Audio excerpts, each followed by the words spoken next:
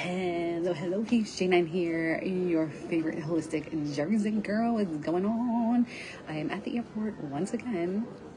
Now I'm going back home. I can't wait. It's International Dog Day. So if you have a dog, drop the breed. Mine is international. She's a German dachshund, adopted by an Italian mother.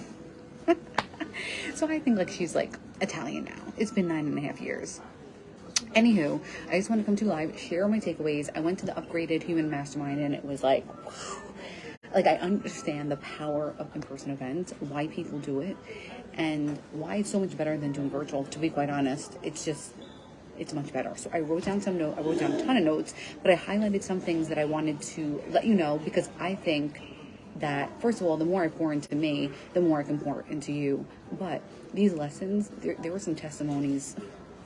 If you ever think your life is hard, and I'm not minimizing, I'm sure everyone's going through all kinds of stuff, but there was at least one that was I don't know how he made it through all that. It was insane. Anyway, so we met with Weatherford. I can't think of his first name now. Because I keep looking at his Instagram handle. Weatherford. I can't remember the first name. He's an NFL star. Why can't I think of his first name? You know why? Because I didn't drink my ketones yet. And there was a 25% off sale today. So if you want them, just drop me and I'll hook you up. But anyway, what is his name? His first name, I can't remember. Anyway, he was talking about, a lot about religion.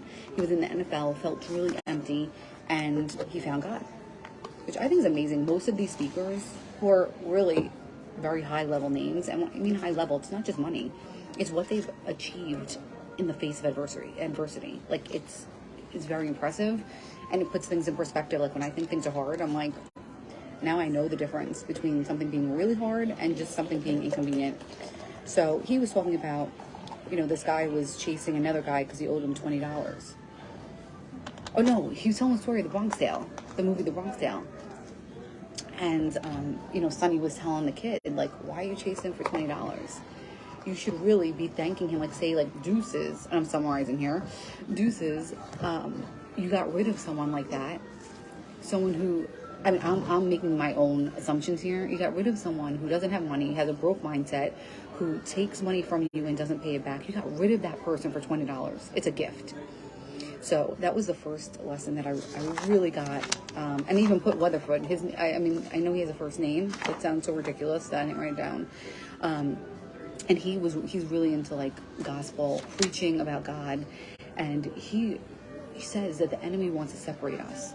When we're separated from our pack, when we're separated from God, that's when the enemy comes into our mind and we get depressed and we think we can't do it. We feel hopeless. That's what the enemy wants. It's important to stay in a pack because God operates outside of time, which I love that.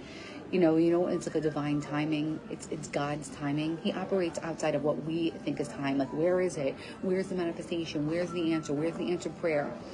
The second thing I wanted to cover was from Tony Kasai. He's the insider investor. Again, another powerful story. These people lost it all, and they rose up from the ashes. He said that, after he lost everything, he heard from a mentor, I believe it was Sean Whalen, who was there also. He said, life is a book. And so if you don't like a chapter, if you don't like the ending, if you don't like how it's going, get rid of the book and write a new chapter, write a new book. You don't have to stay committed in a story that doesn't serve you anymore. So write a new book if you don't like it. Make yourself known and develop a bond. So what I was saying, at this event, I met so many people face to face, and we had connections. We actually have connections going forward that things are going to change.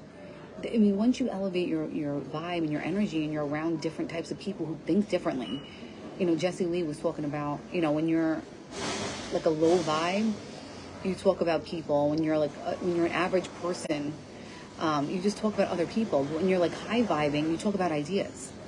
And that's how this whole weekend felt. Everybody was just brainstorming and feeling so good about what was going on. It was so powerful. So that was from Tony. Tommy Vext was a person. Wow. He's on TikTok and he's on Instagram. He got canceled in 2020 for sharing his political beliefs, which is an absolute... It's insane to me, but you know what? The more people are censored and canceled, the more popular and more followed and more they blow up. So God bless him. He stands for Pure Blood. His brand is Pure Blood. He's also a singer. And he was saying that when we look for God, right, and we said, well, God, where are you? He said, God's not lost. We are. We are. We have to tune into our intuition from God on what to do, where to move. I mean, he went through like unbelievable things. He died and came back to life. It was a death experience, and he said that for a long time, like he felt his soul family when he saw that white light. He felt his soul family, and it felt like you could just know by love. It was all light. It was really, it's unbelievable, and all about God's will and alignment. Okay, so the next person was Jessie Lee. She's my mentor and my coach, and I absolutely have nothing but love for her. She, again, a lot of talk about intuition, which I thought was funny because I'm doing so much with intuition. I'm doing so many courses and lives and trainings about tapping into your intuition and why it's so important. And she said that you have to, okay, I'm back. You have to follow and trust your intuition. It's a loud, noisy world. Why are you here? And it was funny, like a lot of people spoke about mission versus purpose.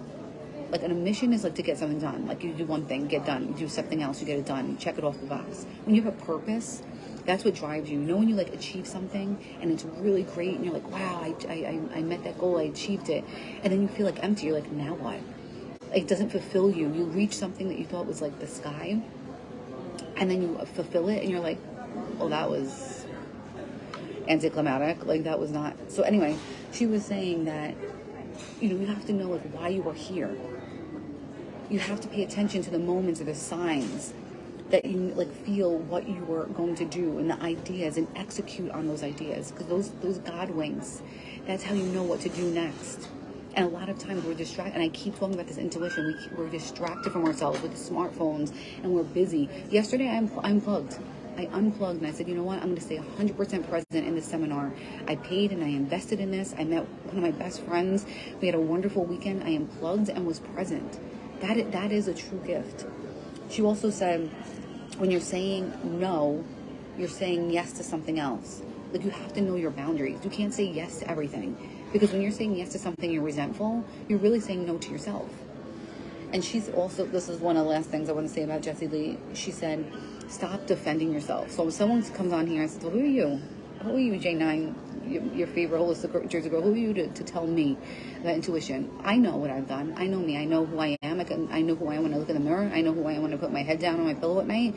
I know what I've invested in myself and how I'm pouring into other people. I know that. So I don't have to defend myself, and neither do you. You don't have to defend yourself against other people if you know who you are. And she also said, I mean, this is really important. I started all these things. How can you lead someone? So how can you show up for someone if you can't lead yourself? I think that's powerful, whether that's family, friends, business, no matter what arena you're in. How can you do it? Like, you cannot look for leadership from someone to be wealthy if they're broke. You can't look to someone who's not in shape to get into shape. It won't match. It'll repel one another. It just doesn't match. And last but certainly not least was Sean Whalen. He came on and it was like, oh my God. And we were sitting in the front row. He was like right here. Like I locked eyes with him because I was just like so intense. I'm like, yes, pour all your knowledge into me. So his big thing, and he's been saying this online, is copy what works. When people are like, well, how do I... Look at someone who's doing it already, and whatever you want to do, look at someone who's successful. Make it yours. Copy what they're doing, but make it yours. Don't like plagiarize and use their words. Look at what they're doing and make it your own. He says, put yourself in what you're doing. So someone asked him, like, well, how can he talks about God a lot. He talks about guns a lot. He talks about, America a lot. He's pro-America. He's lying's not cheap, doing what feels authentic. And someone said to him, prove to me that God is real. And he said, prove to me that he's not. I was like, damn. Like, that was the end of that. That was the end of that conversation. So when you feel like people are shutting you down, or maybe, like, I said, you know what? I gotta be more and more authentic. I'm not bold enough. I'm not authentic enough. People can't see my heart, where I'm coming from. And a lot of times people don't want to show up that way because you think that people are going to shy away from you, or you're going to turn someone off. Good. Good. Stand boldly in your beliefs, and if you turn someone off, they're not your people. They're not your people. If you see in my bio, it says that I want to give the middle finger to Big Shawarma. And I firmly believe that. I firmly believe that. I firmly believe that there are other ways. Hey, Guadalupe. If you're catching the live, drop live. If you're catching the replay, hashtag replay. Let me know where you're tuning in from. I'm in Texas right now, on my way to Joyzy. So he said everybody has purpose. And someone in the audience, and you could tell, like, he was sad. Like, something was just not right. You know, it was odd to see someone in that mindset at this type of event, because this type of event was very high vibe. And he asked Sean Whalen, I have 2 questions. 1, are you happy? So immediately Sean Whalen was like, yes. And he said to him, why? It's like, and the whole day I was crying. Like, I could literally cry right now, like, bringing up all the things that happened. And Sean Whalen says, look, I'm alive. I'm here. I'm alive. I'm grateful every minute. I have a gorgeous wife. I have a wonderful family. I have healthy kids. I'm here speaking in front of the stage, in front of all of you. I have all these friends. We're creating this bond. We're family. And I thought, oh my God, it's so true. People don't realize the power of just waking up in the morning.